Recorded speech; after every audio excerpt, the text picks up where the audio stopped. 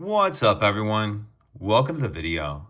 Today we're going to take a look at how to change the battery in this Chevy Traverse remote key fob.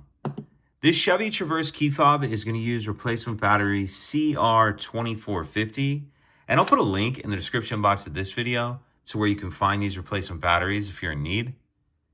So the first thing I'm going to do is grab my key fob and remove the emergency key that's in the bottom of it. That's done by pressing this release on the side of the fob that my thumb's on, and the emergency key will pull out like that.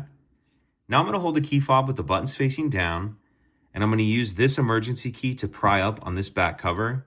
So if we take a look at the bottom of the key fob, we see there's this notch right here that I'm touching with the end of the key. What I'm going to do is take my key and stick it straight in that notch like this.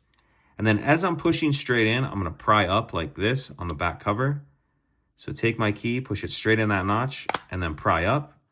And as I do that, you can see it pops this back cover up.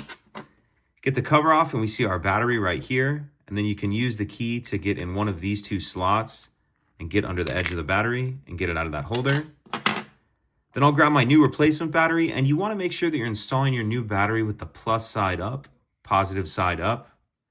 And I'm going to tuck this edge in first like this and then snap it down into place.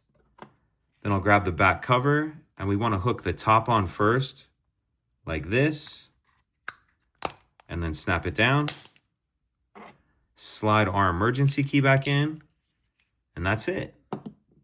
If you could take a second to like and subscribe, it helps us out, and I'd appreciate it. Thank you.